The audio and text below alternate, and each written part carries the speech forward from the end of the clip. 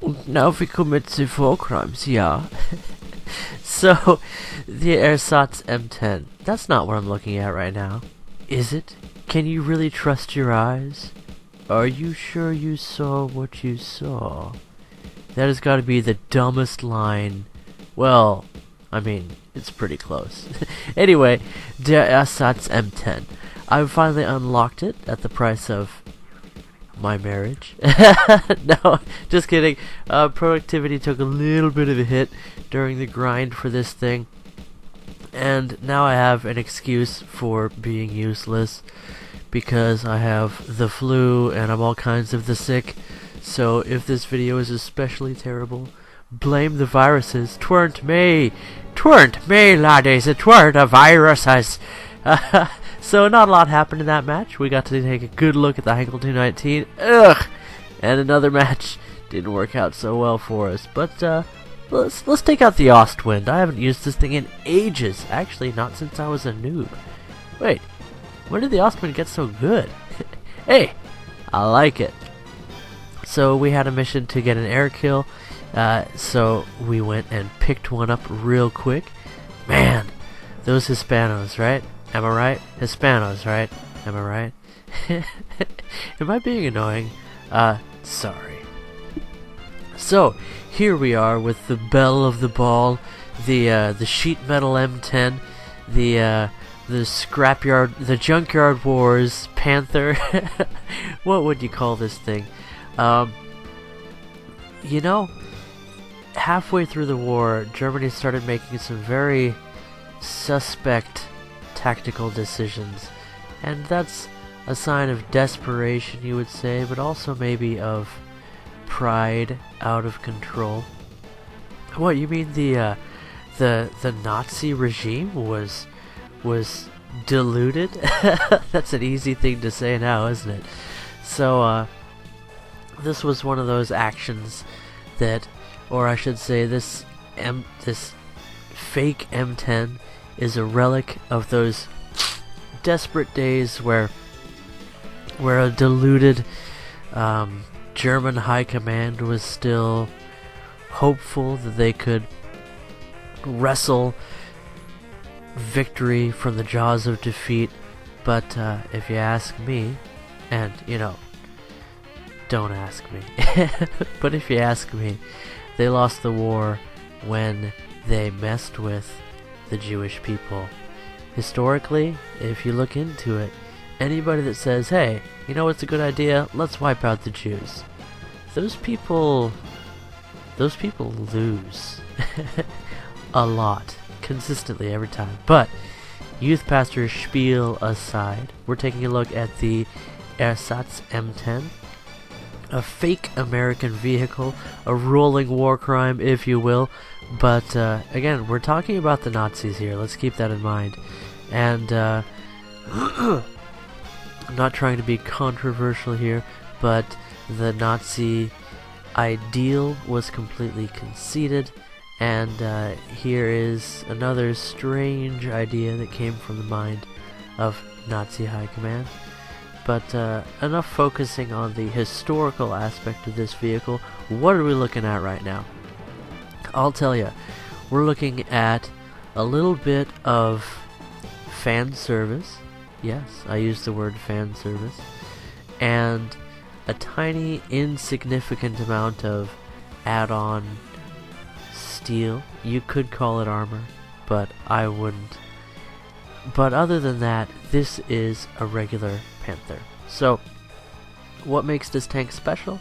Well, it looks different, which, as you know, is something that I enjoy. The turret rotation speed is, for a Panther, exceptional. Think somewhere in the area of Sherman turret traverse, which is very handy on the powerful Panther gun. Anything that gives you better weapon handling in the Panther, good stuff, because you're going to be relying on your offensive punch to protect your vehicle. Your armor, while great frontally for a medium tank, is not going to perform reliably because your side armor is not made of stellinium and not angled. And so your huge profile, you've got a high tank, it's a long, wide tank. It really is the dimensions of a heavy, but it performs as a medium. Your armor's not gonna protect you. So if you know how to use a Panther, then you know how to use this tank. If you don't know how to use a Panther, well, honestly, you probably haven't been playing the game long enough to unlock this tank at that point. You know what I'm saying? Not trying to get down on anybody, but this took a lot of grinding to get, and you need to have rank 3 vehicles unlocked. And if you're looking to get to that point in the game, I recommend Germany. Germany's very strong in rank 2 and carrying on for quite some time, and it's consistent. They get the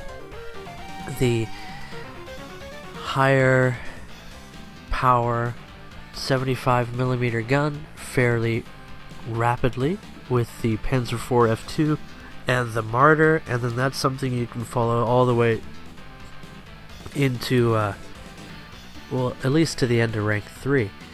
Then it's time to unlock the Panthers and the Tigers, and if you use those right, you'll have a good time.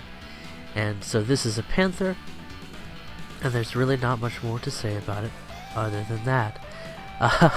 Having said that, my German 5.7 is very, very rusty. I haven't played these guys more than a match or two since I made the Tiger P video, which that one is probably not the highest quality, but I do like the Tiger P. You'll have to turn your volume way, way up to hear my voice in that one, because I hadn't figured out the whole audio thing. Wait, Toshio, you still haven't figured out the audio. Yeah, I know. But anyway, this is a war crimes tank, so the best thing for us to do is to push through the middle of the map unopposed, and then take shots at the enemy as they're spawning in. Now, that is, again, it's dirty. It's so dirty, but look at that beautiful shot we got on that Russian AA. And this is an important role in the team, clearing out the enemy spawn. When the enemy starts spawning in AA, that's just about the time where most of our aircraft are going to be coming into the match, because that's the respawn phase after the initial push. And so if I can wipe out these AA players, I can protect our planes and remove people from the map, taking away their chance to get back into the battle. So we're playing dirty here because this is a war crimes tank. And while we're on that subject, the whole idea of war crimes is kind of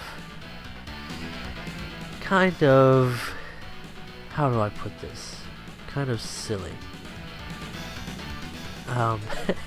When your goal is to, kill thousands of people, or however many it takes of the enemy, right? Your fellow human being.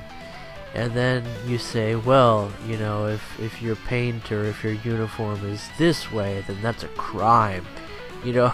At the same time, when your citizens are fighting to the death with the citizens of that country that says, shame on you, naughty boy, you painted your tank differently, or you used a dirty trick.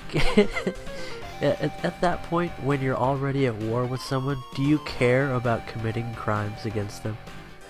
I think not. And you really see that idea in Germany during World War II. They're like, well, we're already trying to kill him, so we can do anything to him. It's a tricky situation to get into. After saying all those words, what am I actually trying to say? War is hell, and horrible things happen there, and it's just better to be avoided entirely. We, in America, we sort of feel like we live in an age of peace, is a weird idea, isn't it? Even though we're engaged in multiple conflicts continually. But we have this idea in the public of sort of an honorable war. A gentleman's combat, if you will. It's something that refuses to die. And morality can never take a day off. That's my philosophy when it comes to that. Now let's see if we can get that Beriev to take a nice little break in the ocean for a while. It is a seaplane. Can we knock him out of the sky? No. Morality can never take a day off. So war crimes are still crimes, but even more importantly, there's a right time to go to war, and there's a wrong time. There's a right way and a wrong way, and you can do as you will. That's the nature of being a human being. And here we're doing our will to this PT-76, the poor fella. His armor, not good enough. You can do as you wish, but you cannot be free from the consequences. And justice will find you. Ooh, do you feel another Tank Cop episode coming on? Justice. Anyway, guys, this match is sort of winding down. It's going to be difficult for us to find a whole lot more to do. Hey, what's that spec? And the gun handling, now that we're on the subject of the Panther, is not fantastic, but it's not terrible. It doesn't weeble wobble as badly as, say, the French autoloaders with their what's that called, the ball turret. Can we traverse fast enough? And here you see quite a difference. And if he'd gotten a shot at our side armor, that could have been the end for us. But we were almost able to lay our gun on target, but we don't have quite the depression to take a shot at him, so that didn't work out for us. But you can see that in some situations, the fantastic for a Panther turret traverse can come in handy for you. But where are we? Sorry, my mind's wandering a bit because I'm still the sick. And Tank Baby is taking a deep nap in her room now. She has a room now. She's gonna be 1 year old in a few months, and it blows my mind. And she has a bedroom, but she hates to be there because the only thing she does there is take naps. And she's not an adult yet, so she hasn't learned to love the opportunity to take a nap. Meanwhile, here I am, talking to you guys instead of getting some sleep myself. It's hard. It's hard for me to take a nap. I have to be super tired. Well, anyway, that about wraps things up for the Ersatz M10. I know I spent more time just like hanging out with you guys and being silly and trying to spread my philosophy today, but war is one of those things that it pays to understand, because it comes down to human conflict, and you're gonna in your life experience lots of small wars, and often the cause is pride. One person is too proud, too determined to have their way, to back down, and usually somebody's right and somebody's wrong. That's, there's right and there's wrong.